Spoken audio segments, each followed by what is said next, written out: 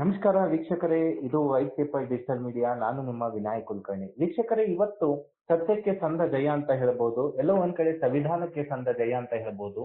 ವಿನಯ್ ಕುಲಕರ್ಣಿ ಪ್ರಕರಣದಲ್ಲಿ session court, ಜನಪ್ರತಿನಿಧಿ court ಆದಂತಹ ಬೆಂಗಳೂರು ಇವತ್ತು ಆತನಿಗೆ ಅಪರಾಧಿ ಎಂದು ಶಿಕ್ಷೆ ಪ್ರಕಟಿಸಿದೆ.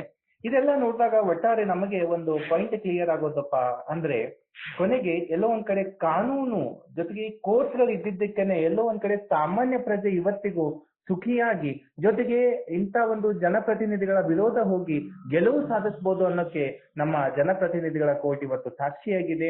Hats up to court, please welcome this verdict from the session court. ಏನಪ್ಪಾ ಅಂತ ಅಂದ್ರೆ, ಇವರು ಜನಪ್ರತಿನಿಧಿಗಳು ತಮ್ಮ ಅಧಿಕಾರದ ಬಲ, ಹಣದ ಬಲದಿಂದ ಎಲ್ಲವನ್ನ ಸಾಧಿಸಬಹುದು, ನಾವು ಅನ್ಕೊಂಡಿರೋದನ್ನ ಮಾಡಬಹುದು ಅನ್ನೋ ಒಂದು ಭ್ರಮೆಯಲ್ಲೇ ಇರೋದ್ರಿಂದ ಇಂಥ ಘಟನೆಗಳು ಮೇಲಿಂದ ಮೇಲೆ ಆಗ್ತಕ್ಕಂಥದ್ದು. ಆದರೆ ಕೊನೆಗೆ ನೆನ್ಪಿಟ್ಕೊಳ್ಳಿ, ಸತ್ಯಕ್ಕೆ ಬೆಲೆ ಇದೆ, ಸತ್ಯ ಗೆಲ್ಲೇಬೇಕು ಅಂತ ಹೇಳ್ತೀವಿ.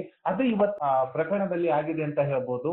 ವಿನಯ್ ಕುಲಕರ್ಣಿ ವೈಯಕ್ತಿಕವಾಗಿ ಅವರು ತುಂಬಾನೇ ನೆಗ್ಲೆಕ್ಟ್ ಮಾಡ್ತಾ ಬಂದ್ರು ಅಂತ ಹೇಳ್ಬೋದು. ಅಂದ್ರೆ ಎಲ್ಲಾ ಹಂತದಲ್ಲಿ ತನ್ನ ಎಲ್ಲಾ ಬಲ ಪ್ರದರ್ಶನ ಮಾಡೋ ಪ್ರಯತ್ನ ಮಾಡಿದ್ರು. ಅದು ಎಲ್ಲೋ ಒಂದ್ ಕಡೆ ಅವರಿಗೆ ಹಿನ್ನಡೆ ಆಗಿತ್ತು ಅಂತ ಹೇಳ್ಬೋದು. ಅದಕ್ಕೆ ಇವತ್ತು ಅನುಭವಿಸ್ತಾ ಇದ್ದಾರೆ.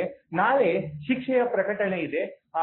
ಕಾನೂನು ಬಲ್ಲ ಮೂಲಗಳಿಂದ ಮಾಹಿತಿ ಜೊತೆಗೆ ಆ ಜ್ಞಾನದ ಭಂಡಾರವೇ ಆಗಿರ್ತಕ್ಕಂಥ ಕಾನೂನು ವಿಭಾಗದಲ್ಲಿರೋರಿಗೆ ಮಾತಾಡಿಸಿದಾಗ ಅವ್ರು ಹೇಳೋದು ಅಂದ್ರೆ, ಕನಿಷ್ಠ 6 ವರ್ಷದಿಂದ ಗರಿಷ್ಠ 9 ವರ್ಷ ಶಿಕ್ಷೆ ಈ ವ್ಯಕ್ತಿಗೆ ಆಗಬಹುದು ಅಂತ.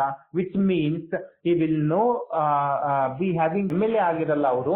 ಯಾಕೆಂದ್ರೆ 3 ವರ್ಷಕ್ಕಿಂತ ಹೆಚ್ಚು ಶಿಕ್ಷೆ ಆದ್ರೆ ಅವರು MLA ಸ್ಥಾನವನ್ನ ಕಳ್ಕೊತಾರೆ. ಸೊ ವಿನಯ್ ಕುಲಕರ್ಣಿ ಇವಾಗ ಜೈಲೇ ಗತಿ ಅಂತ ಹೇಳ್ಬೋದು. ಇಲ್ಲಿಗೆ ವಿಡಿಯೋ ನಿಲ್ಲಿಸ್ತಾ ಇದ್ದೀನಿ. ನಮಸ್ಕಾರ.